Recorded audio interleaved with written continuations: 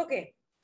So yesterday when we were talking about like how to characterize or how to understand whether it's a good software design or not. So one major concern that was happening is how to understand a design. That is how to understand whether it's a good design or it's a bad design. Because this understandability, perceiveness, it's relative to from people to people. If I understand something in 2 words, maybe some other person understands in 3 words. So understandability is a big concern because it depends on human cognitive nature. So that is the reason why understanding a design was a major concern. Now, it says that we can understand a design by seeing that whether it is in modular structure and it is also layered structure. Now, what are the meaning of these two terms? We will discuss. Okay, my voice is reaching to all, right? Yes, ma'am. Yes. So, how can the understandability of two different designs be compared so that we can pick up which is the better one?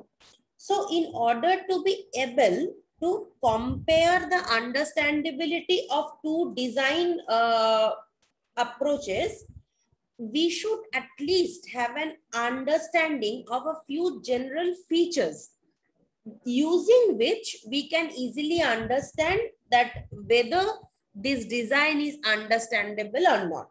Now, if we talk about the basic features, these two are the basic features which helps us to understand the entire design concept. Now, few characteristics which we will discuss is like whenever we will talk about some components, suppose I have received some requirements from the client. I am designing or showing it in the form of some graphical representations where I am portraying the functions as a components. Now, these components, it should have some meaningful names. Otherwise, if I using my own mind on convention write something, how can it be understandable by some other person?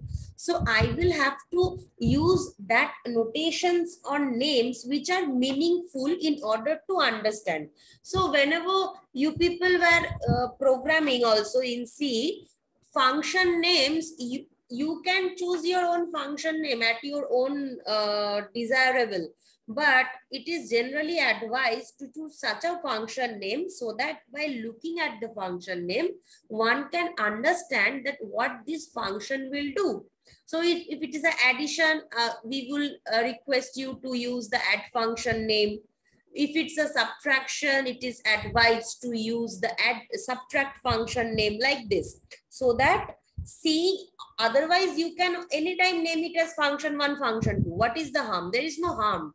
But the problem is whatever you name, it should be understandable to the all. So for that reason, meaningful names must be given to the different components which you are designing. And we should make use of the principle of decomposition and abstraction. Now, what are the meaning of these terms?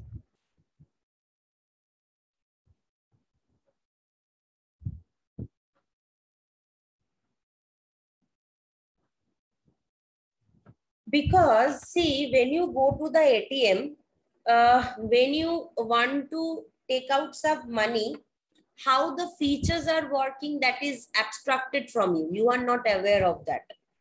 And if you want to check your balance, then few functions are abstracted from you. So each and every function which you want to see, only the portions which are needed to you to see, those are visible to you. But the portions which are not needed by you to see, those are abstracted from you. So in order to get a simple design, this abstraction logic should always be used. Only the things needed should be shown. The things which are not needed should be hidden from the user. And there is a concept of decomposition. Always, if you are going to an ATM, if you click your, if you enter your card, then you will see 5 to 6 features it asks. Whether you want to check your balance, or you want a mini statement, or you want to withdraw, or you want to deposit.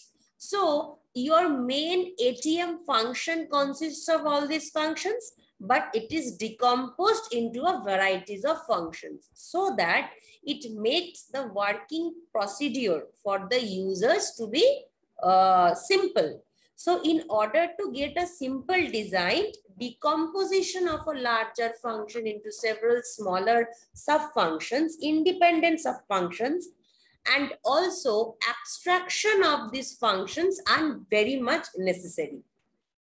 But how can this abstraction and decomposition are used at arriving at a design solution? This is the question. So, two principles are there which are used for designing this. So, we need to make a design modular and we need to make a design layered. And now we will study what are these things. So this thing we are understanding that a design is more understandable if it is modular in nature, and if the modules are arranged in distinct layers. So if it is layered in nature. So a design solution should be modular and layered as well to be understandable. So this two things we are understanding. Now, what is the meaning of these two terms, modular and layered? Okay, so one by one we will study this.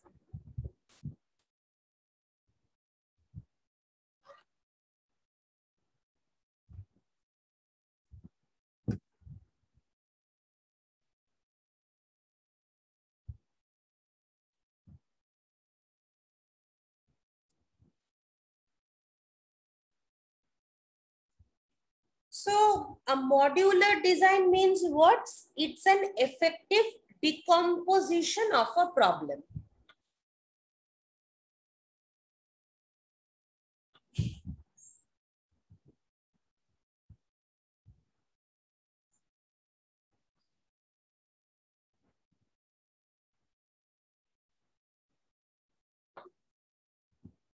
So this is the basic characteristics of any good design solution.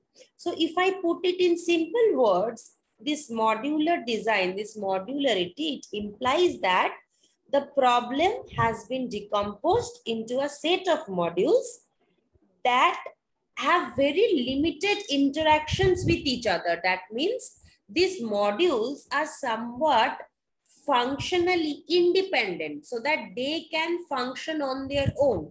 Just like in ATM, the example which we were using, there when you want to check the balance, the functions are different. When you want to check withdraw money, the functions are different. It is not that withdrawing money is related to check the balance, or checking the balance you will have to go through withdraw money. No, the functions are independent. So this is the basic meaning, that the problem will be decomposed into a set of modules that have limited interactions with each other. Now you can say that if I withdraw some money and then if I want to check the balance, it should show me the updated result, right? It shows you the updated results also. But it is not like for checking the balance, you need to withdraw the money. Those are not tightly related to each other. They are loosely related to each other. So somewhat they are related, but they have limited interactions with each other. So decomposition of a problem into modules, it will do what? It will facilitate this taking advantage of this divide and conquer principle. So this divide and conquer principle does what? It divides a problem into several sub-problems. The sub-problems can be solved individually and later they can be combined and we can arrive at a higher solution. So somewhat this concept is used when we talk about decomposing a bigger problem into smaller modules. So if the different modules, they have no interaction, or if I say little interaction with each other, then what happens is each module can be understood very easily and separately as well. So this will reduce the complexity of the design solution, because if you go to the ATM and if you see 5 different functions are there, you can decide which function I want to work with, and then I will accordingly select that function from my ATM machine. So it is lesser complex to you. It is a user-friendly thing. But if in a single ATM, all the things are jumbled up, that is, first you will have to withdraw money. If you do not withdraw money, your balance won't be shown. If your balance won't be shown, then also you cannot, if you, even if you want or do not want, you will have to take a printout. So if all these things were very much related to each other, like they all needed great interactions with each other, the entire thing will have been a big complex concept, and people would not have been that much easier to use.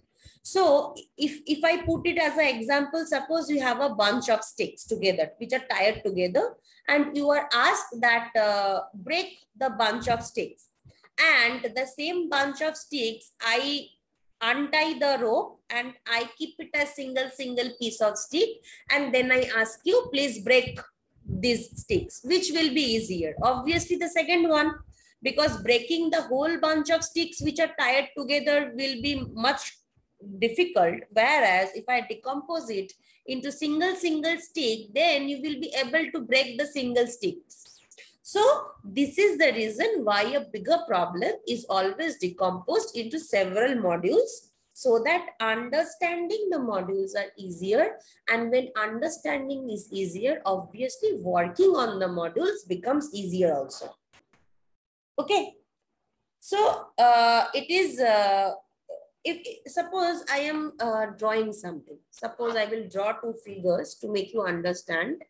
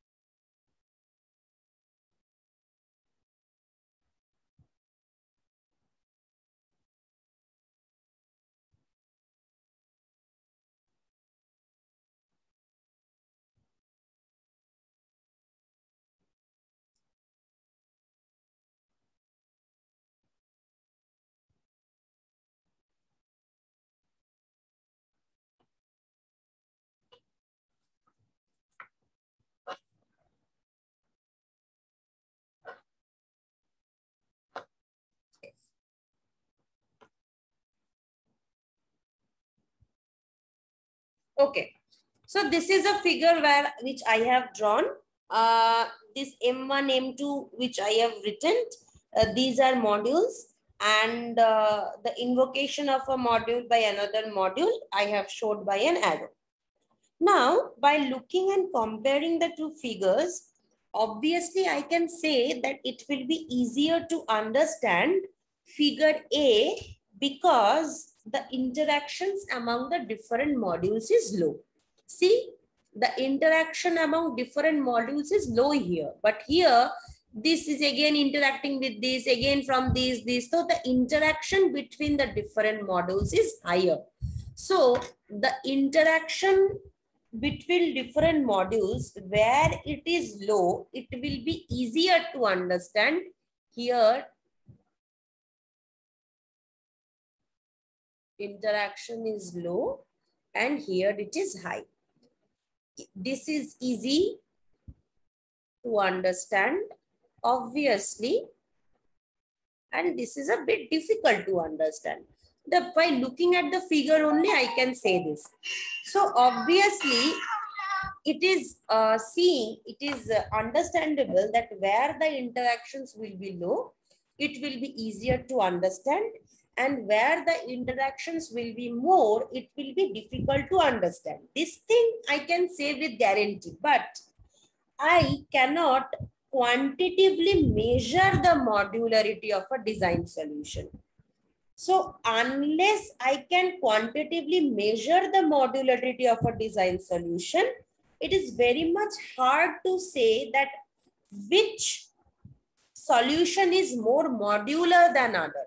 I cannot say that which is more modular than other, but I can say that if it is less, if this module structure, since the interactions is less, so it will be easy to understand. Since here the interactions is more, it will be a bit difficult to understand. This I can say, but I cannot say what is the degree of modularity by simply looking at these two figures. And unfortunately, there is no quantitative metrics available also to directly measure this modularity of a design. But however, we characterize the modularity of a design based on two concepts, that is cohesion and coupling.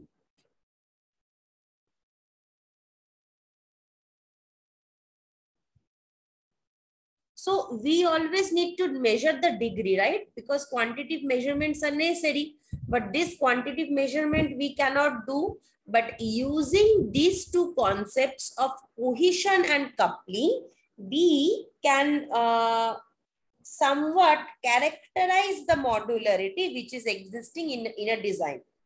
So one thing always remember, that a design solution is said to be highly modular if the different modules have high cohesion and their coupling is low.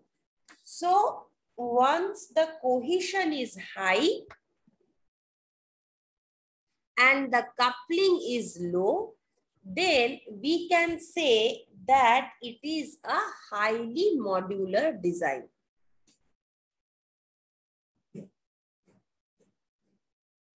So for a design to be highly modular, cohesion should be very high and coupling should be low between the different modules. Okay. So a software design with this high cohesion and low coupling among these different modules is the effective, what will I say? It's an effective problem decomposition. Okay. Why it is an effective problem decomposition? Because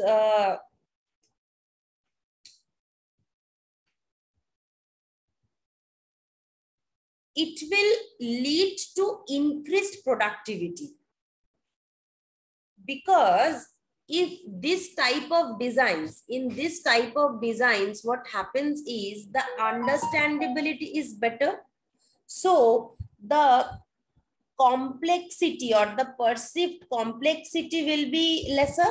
Where the understandability is better, the perceived complexity will be lesser. There, the development of the product will be more, or development of the product will take less time. So it will, by virtue, it will increase the product development or the productivity of that product, right? And this type of figures where it will lead to great complexity or confusion, it will decrease the productivity. So this type of things, it is known as, this is what we call, it's a modular design. It's a good modular design. And this type of figures, we say that it exhibits poor modularity, or it exhibits poor modular design, right? So where there will be a good modular design, obviously the design will be good, because the decomposition was good, because the cohesion was high, coupling was low. Okay. And based on this concept, which terms which I am using, this cohesion and coupling. Now, based on these concepts, we will be able to now judge whether a solution or a design solution, it is a good one or a bad one. And from that knowledge of this cohesion and coupling, we can form our opinion about the modularity of that design solution. So just by looking at this picture or this type of figures, we cannot identify, but by studying the cohesion coupling logic of this modular structures, we can identify or we can form an opinion that whether it's a highly modular structure, whether it's a good for this problem decomposition and so on. Fine. So this was about the concept of modular part. That is, when I was saying that a design solution should be modular and layered, this is the modularity part which I was talking about. Next comes the layered design concept which I was talking about. Now, this cohesion and coupling terms we will be studying in due course of time. First, I will finish the modularity and the layered topic which I started the class with. Then we will go on to the next topic, that is the cohesion and the coupling topic. Fine.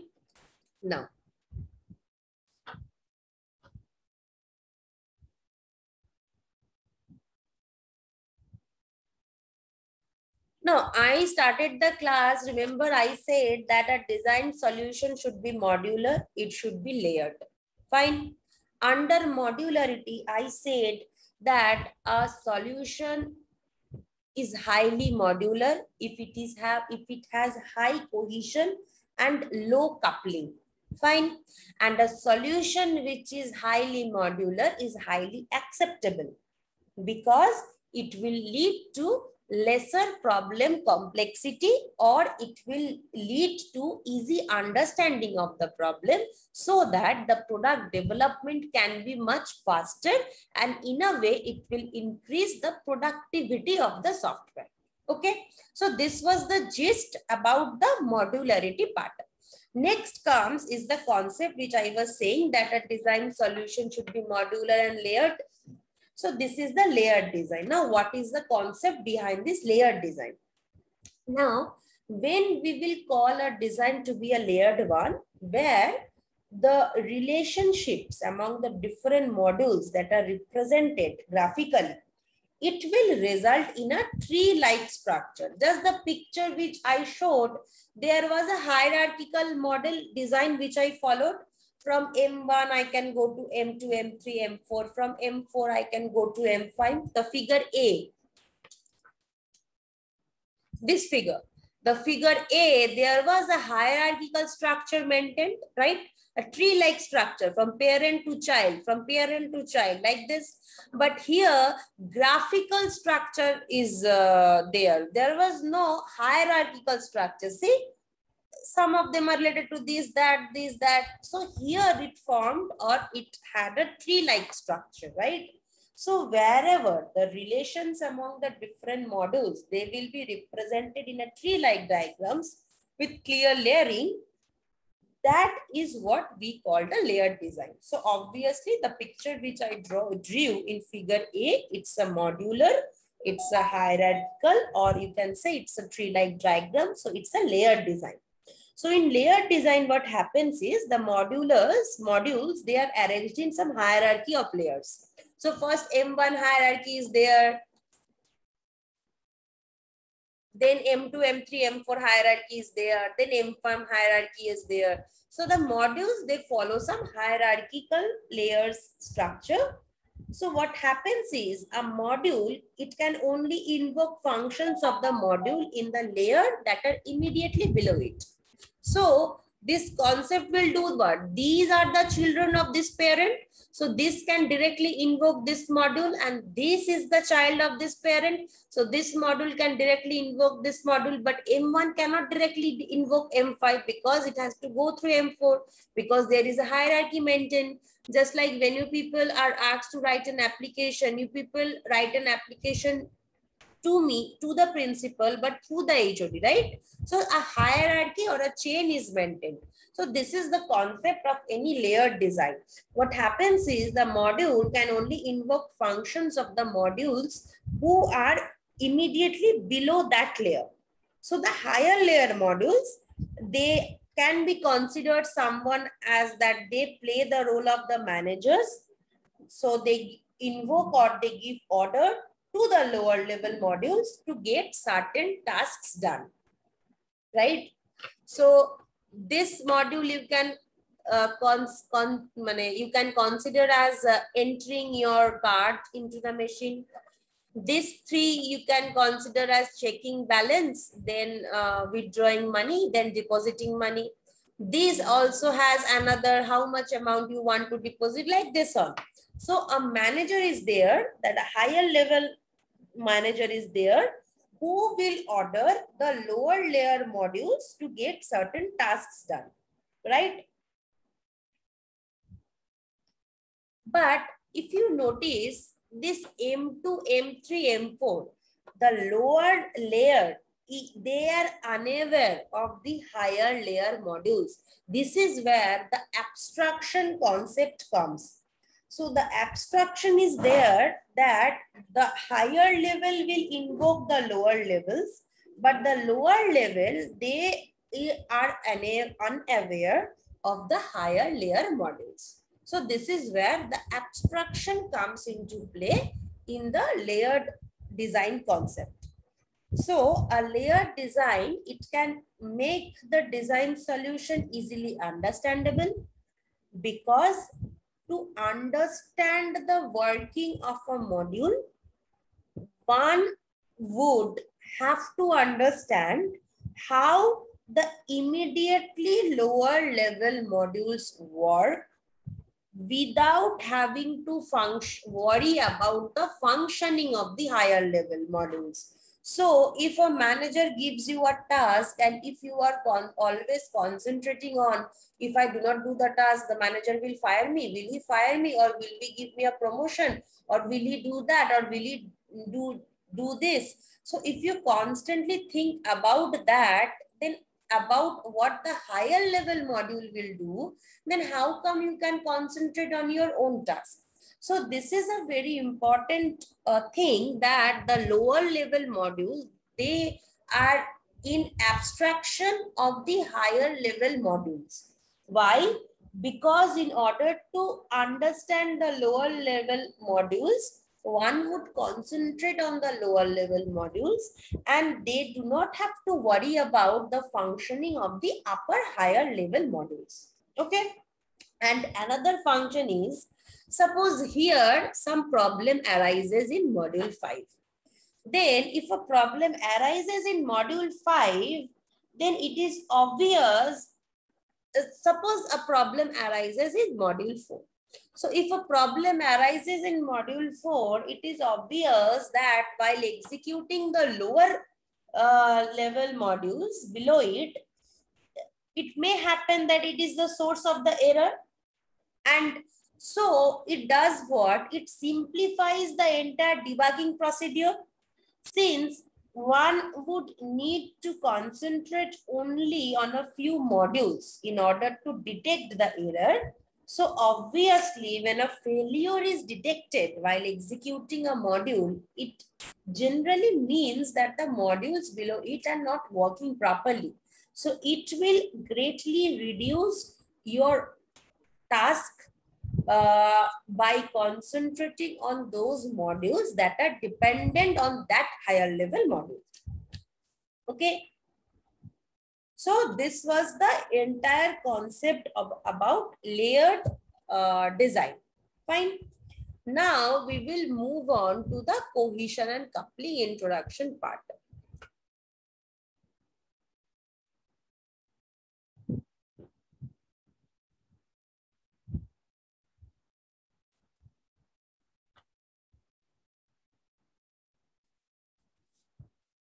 So we have so far discussed that problem decomposition is an important characteristic for a good design, and good module decomposition is indicated through high cohesion and low coupling. Fine. So cohesion must be high and coupling must be low. This is the way how good decompositions are done. So now we will concentrate what is the meaning of this term cohesion and coupling. Now,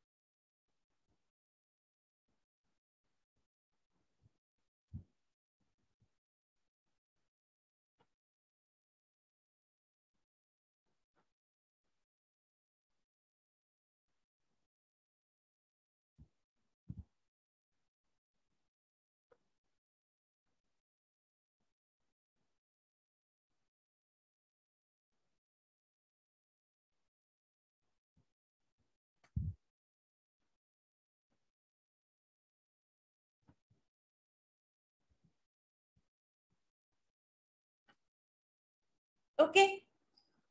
So 1 minute, just a minute.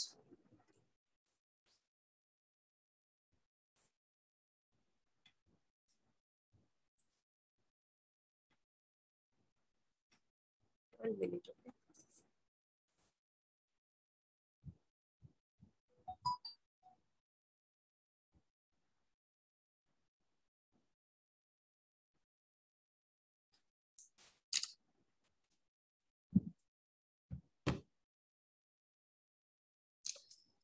So cohesion, it does what? It is a measure of the functional strength of a module, and coupling, it does what? It's a measure of the degree of interdependence between any two modules. So if the two modules are highly dependent on each other, then it is a problem to us.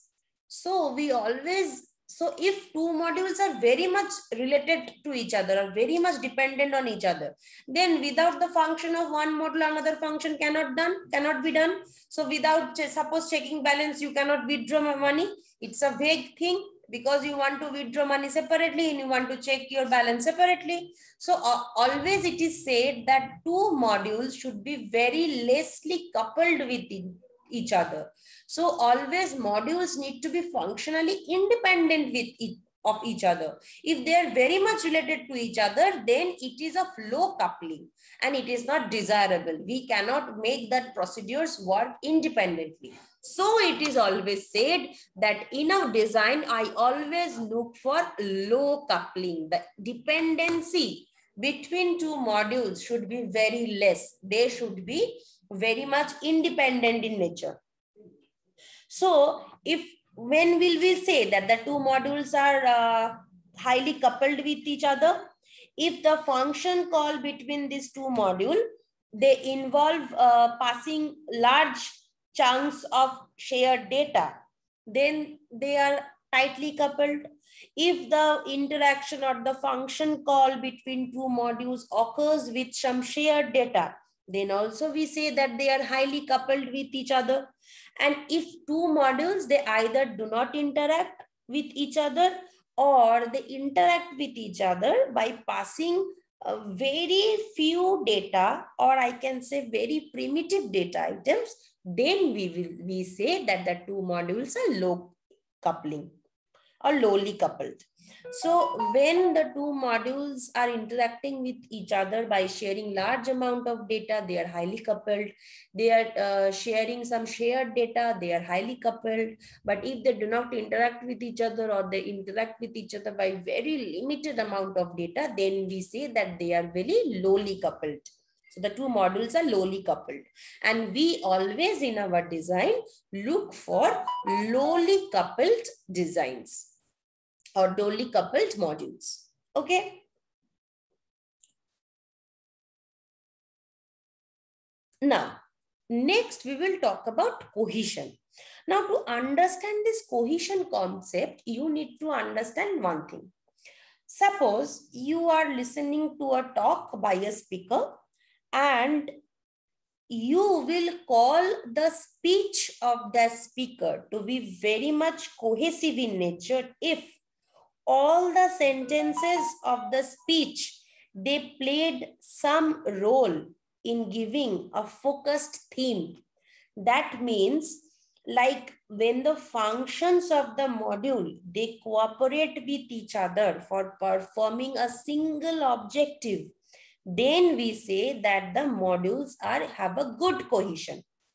And if the functions of the module do very different things and they do not cooperate with each other to perform a single piece of work, then we say that the module has very poor cohesion. And suppose one speaker has come to give some lecture on energy awareness, and he is speaking and he went to a direction like what are the new topics in the world, what is the latest news about Afghanistan, then these things are not related to each other, right? So always your functions, your modules should work in a way so that they are very much focused in nature. So they should always work or cooperate with each other in order to solve a single objective, in order to perform a single objective. So if that is there, then the modules have high cohesion. And if they work in different manners so that they do not work in to perform a single objective, then it means that it is 1 minute. Okay, I will just take the picture of the people who are present.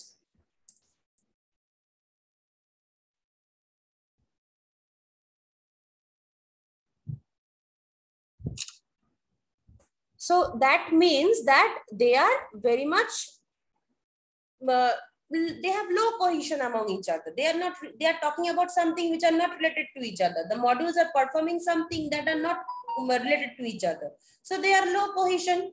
So when we say that we need high cohesion in our design, so we need modules that will work together in order to solve a single objective of our product which we are building.